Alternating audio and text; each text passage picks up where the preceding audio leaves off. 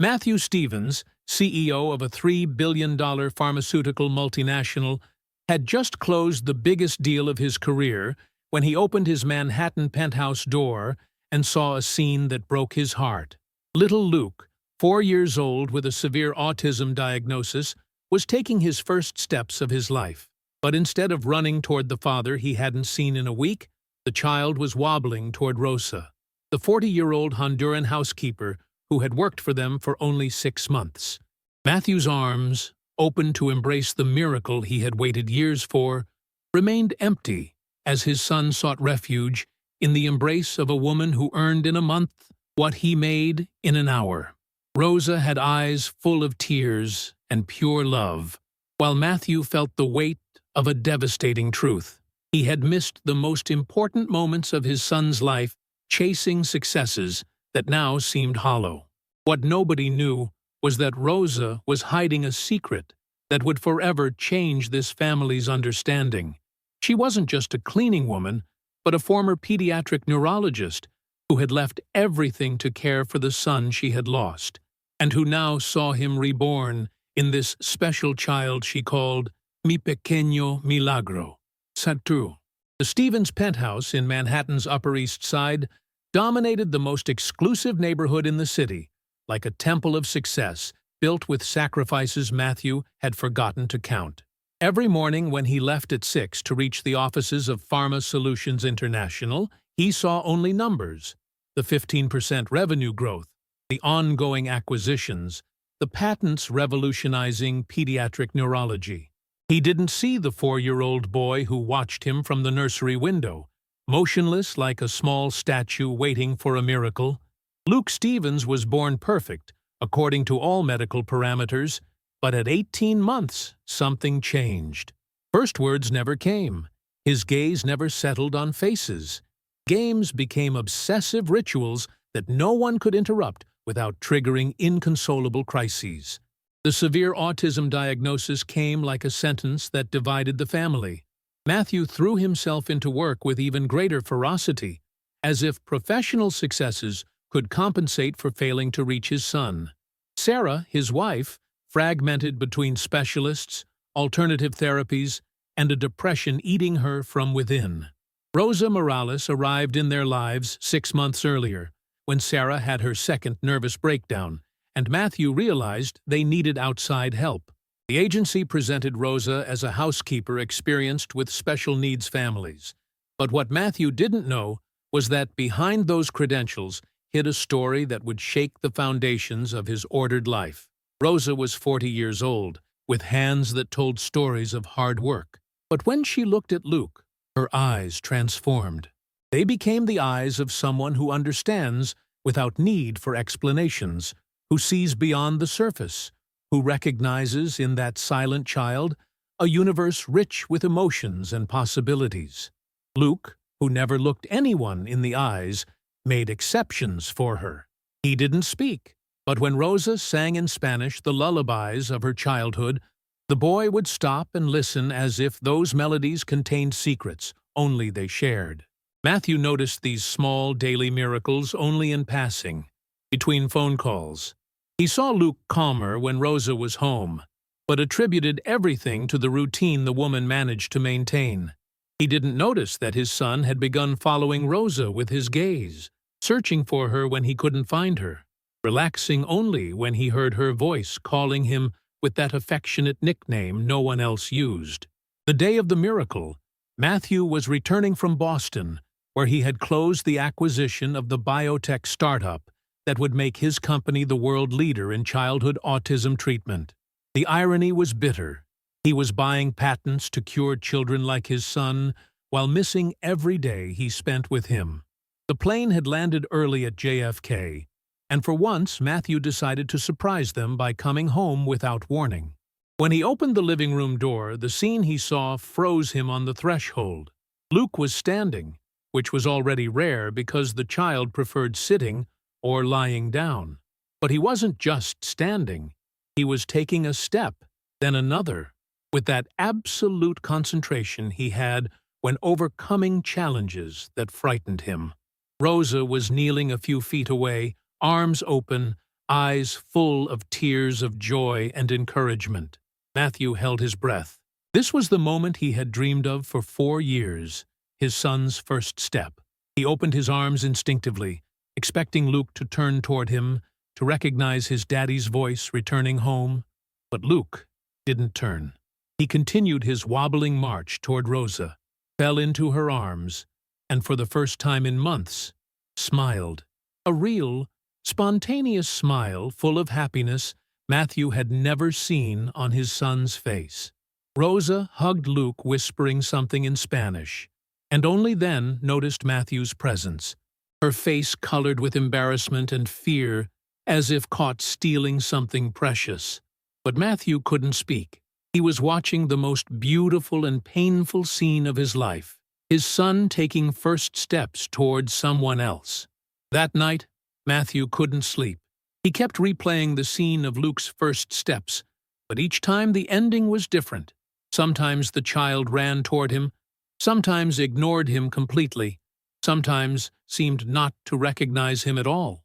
Sarah slept aided by medications she had taken for months, unaware of the miracle she hadn't witnessed.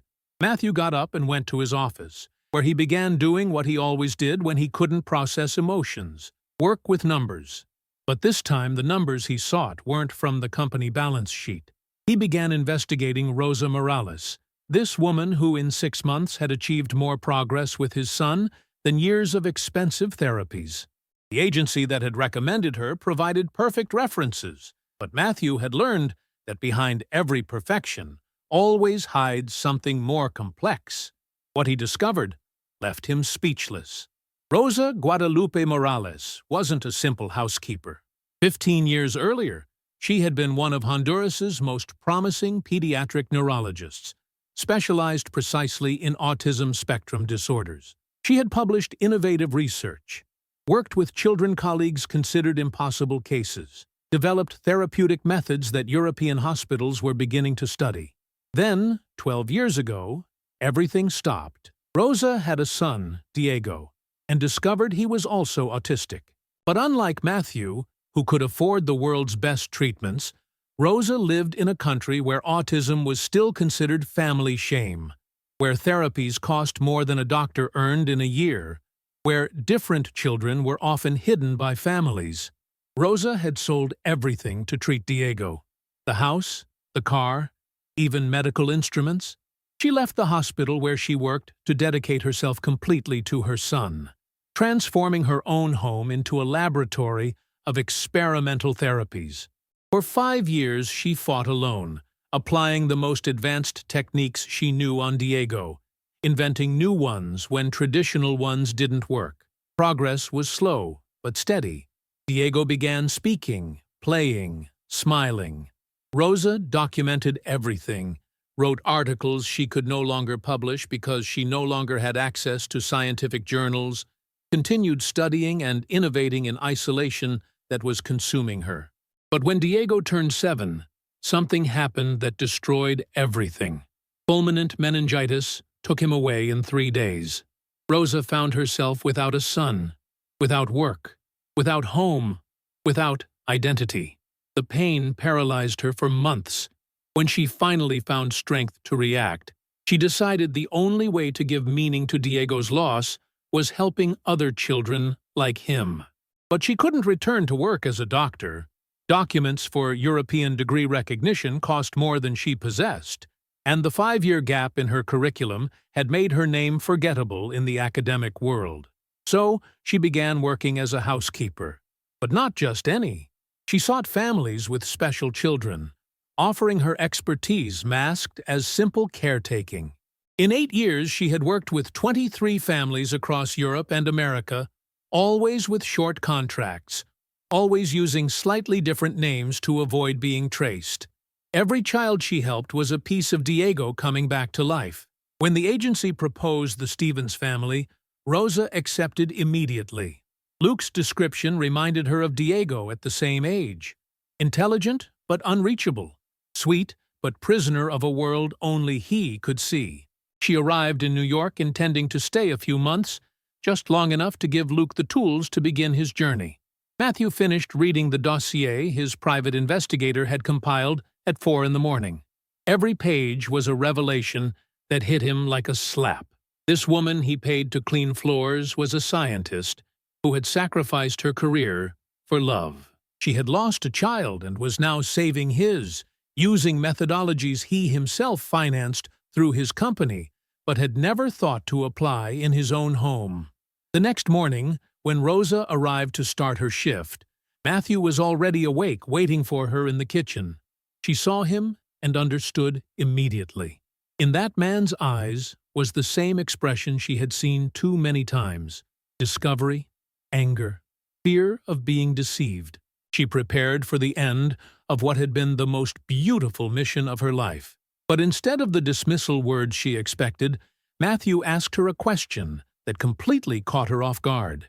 He wanted to know what he was doing wrong with his son, not as a commanding boss demanding answers, but as a desperate parent who had finally understood he knew nothing about the most important person in his life. The weeks following that conversation transformed the Stevens family dynamic. Matthew began modifying his work schedule to be present during the sessions Rosa conducted with Luke. Rosa explained what she had learned in years of study. Autism wasn't a disease to cure, but a different way of perceiving the world. Luke didn't need to be fixed, but understood and accompanied with infinite patience. The first lessons were devastating to Matthew's pride. Rosa showed him how all attempts to normalize Luke were counterproductive. Expensive toys remained unused. Intensive therapies stressed him. Even the way of speaking to him was wrong. Too fast, full of expectations Luke perceived as pressure. Rosa taught Matthew the art of observation without judgment. Luke's rituals weren't tantrums, but survival mechanisms. The way he aligned toys followed precise logic only he knew. The sounds he made expressed complex emotional states. The gazes he avoided were signs of hypersensitivity, not detachment. Enjoying the story? Give it a little like, and don't forget to subscribe. Now then, let's carry on. The breakthrough came when Rosa convinced Matthew to sit on the floor and simply exist in Luke's space without demanding anything. It took weeks, but finally Luke approached, placed a toy car next to Matthew's leg, and continued his game. Rosa whispered that was Luke's way of saying, "You're part of my world too." From that moment, Matthew began learning Luke's language instead of demanding Luke learn his. Rosa watched this transformation with joy and melancholy, realizing her mission was approaching its end. But she too was becoming attached to this family in unexpected ways. The following months saw transformations beyond Matthew and Luke's relationship. Sarah began emerging from depression, seeing her husband finally connected with their son, and Luke making impossible progress. Rosa became the bridge between all family members, helping Sarah understand that depression was a normal reaction to pain. Matthew brought work home to stay near Luke, discovering that his best insights came during moments of domestic tranquility. His company was developing protocols similar to Rosa's methods, so he invited her to collaborate as a consultant. Rosa accepted, but set one condition. She wanted her real name and story to be public. The day of the presentation to the medical team, Luke spoke his first words. "Rosa, stay," he said, looking into her eyes for the first time, as if understanding he might lose her. Rosa burst into tears, and for the first time in 12 years, felt at home again. Rosa's transformation from housekeeper to consultant was accompanied by her new role in the family. She was no longer the domestic in the service room, but a full family member. When Luke turned 5, the party was different from any previous celebration. Only people who truly mattered, without stress or excess. That evening, Matthew asked Rosa if she was happy with the life they were building. She replied she had never imagined happiness could have that form. Not perfect, not simple, but authentic. She had lost Diego, but somehow found him again in her love for Luke and the family she had helped create. 2 years after that first step toward Rosa, the Stevens family life had become a complex but harmonious symphony of small daily miracles. Luke, now 6, had developed a vocabulary of about 200 words he used with surgical precision, always at the right moment, and always loaded with meaning. He didn't speak to fill silence like many children, but to communicate thoughts and emotions he had processed with the depth that characterized his entire way of being. Rosa had transformed her personal experience into a revolutionary methodology that Pharma was patenting as integrated family therapy. The principle was simple but radical. Instead of curing the autistic child, work to transform the family environment into a space where neurodivergences aren't obstacles but characteristics to value. Results were extraordinary, and hospitals across America were requesting training on Rosa's protocols. Matthew had discovered a new dimension of success that had nothing to do with company balance sheets. Success was seeing Luke face a day without crisis, managing to make him laugh with a joke only they understood, watching his wife smile without the shadow of sadness that had haunted her for years. It was also seeing Rosa bloom into a version of herself that integrated the brilliant scientist, the mother who had lost everything, and the woman who had learned to love again. The emotional turning point came during a spring weekend when Luke did something no one expected. He asked to visit Diego's grave. Rosa had never spoken directly about the son she had lost, but Luke had absorbed pieces of that story through conversations he'd heard. Moments of melancholy he'd seen in Rosa's eyes, photos she kept hidden, but he had discovered with that silent curiosity that characterized him. The trip to Tegucigalpa was a pilgrimage that transformed everyone. Rosa hadn't returned to Honduras in 8 years, and seeing the land where she had lived the most beautiful and terrible moments of her life filled her with conflicting emotions. Luke behaved throughout the journey like a small guardian of Rosa's feelings, staying close to her, holding her hand when he saw her most fragile. At the cemetery, in front of Diego's small headstone, something magical happened. Luke left Rosa's hand, approached the grave, and began speaking in Spanish with a fluency that surprised everyone. They weren't memorized phrases, but complex thoughts expressed in a language he had absorbed listening to Rosa when she thought no one was paying attention. He told Diego how beautiful life was in New York, how happy Rosa was, how he was learning new things every day. He said Rosa talked about him often, that she still loved him very much, but that now she also loved him, and this didn't diminish love for Diego, but multiplied it. These were complex concepts, even for an adult, but Luke expressed them with that emotional clarity only special children possess. That evening, Matthew asked Rosa if she was happy they had made this journey together.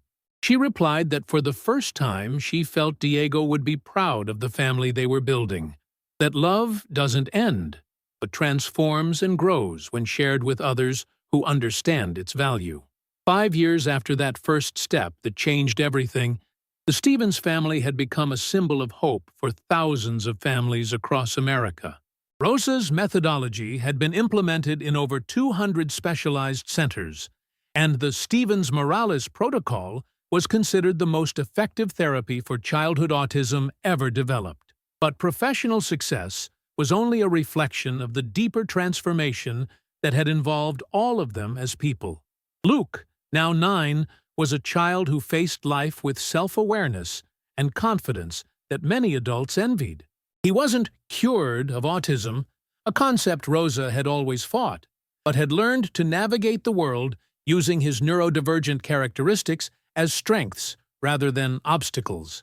He spoke 3 languages fluently, had photographic memory that allowed him to remember every detail of people he loved, and above all, had developed deep empathy for anyone who felt different or excluded. At school, he had become the natural defender of the most fragile children, and teachers often turned to him when they needed to mediate conflicts or help someone integrate into the group. Matthew had revolutionized not only his approach to parenting, but also his business philosophy. Pharma had become a B Corporation, a company that measured success not only in profits, but in social impact. He had donated 60% of his shares to a foundation guaranteeing free therapies for autistic children in low-income families, transforming what was born as business into a life mission. Sarah had completed studies to become a family therapist, specializing in helping mothers of special children who were going through the same crises she had experienced. Her personal healing journey had become a beacon for other women crushed by guilt and inadequacy. She had written a book, Mother of a Special Child, From Despair to Grace, which became a bestseller, translated into 15 languages. Rosa had obtained official recognition of her degree and opened the first international center for family neurodivergences. But she continued living with the Stevens, no longer as an employee, but as a full family member. She had a relationship with Dr. Martinez, a colleague psychiatrist who shared her passion for helping special children, but had chosen to maintain her emotional independence and primary dedication to the family she had helped create. The moment that sealed their bond forever came during an international autism conference when Luke spontaneously took the stage to thank Rosa for the speech she had just given. In front of 2,000 specialists from around the world, the child spoke with maturity that left everyone speechless. He told how Rosa had arrived in his life like an angel disguised as a housekeeper, how she had taught him that being different didn't mean being wrong, how she had saved not only him, but his entire family. But above all, he said something that made half the auditorium cry, that Rosa had taught him that the greatest love is that which asks nothing in return, grows when shared, and can heal wounds that seem incurable. 10 years after that first step toward Rosa, Luke graduated with honors from high school and decided to study neuroscience to continue the work Rosa had begun. In his graduation speech, in front of classmates and families, he told his story without shame or self-pity. He said being autistic had taught him to see the world with different eyes, to notice details others missed, to feel emotions with a depth that was often painful but always authentic. He told about Rosa, the woman who had transformed his difference from a curse to a gift, who had taught him he didn't need to change to fit the world, but that the world needed to learn to welcome his unique characteristics. That evening, in the Manhattan penthouse that was no longer a temple of success, but a home full of love, the Stevens Morales family celebrated not only Luke's graduation, but also the miracle they had built together. Rosa looked at that extraordinary young man she still called Mi Pequeño Milagro, and knew that Diego, wherever he was proud of the brother he had never known, but who carried forward his legacy of kindness. Luke's first step hadn't been toward his father, but toward the woman who had taught him to walk through life. And that choice, which had broken Matthew's heart 9 years earlier, had proved to be the first step toward a family more beautiful, stronger, more true than anything they had ever imagined possible. Because sometimes the greatest love arrives when you least expect it, hides behind unexpected masks, and transforms what seemed like an ending into a new, wonderful beginning. Like if you believe family is built with love, not just blood comment, which moment touched your heart? The deepest share to inspire those who think differences are obstacles instead of gifts. Subscribe for more stories of families that find each other in the most unexpected ways. Sometimes the most important first steps aren't toward those who expect us, but toward those who know how to wait. Sometimes the purest love arrives disguised as daily necessity, and sometimes the people we think we hired to help us end up saving our souls. Because true family isn't the one you're born into, but the one you choose to build every day with patience, dedication, and unconditional love.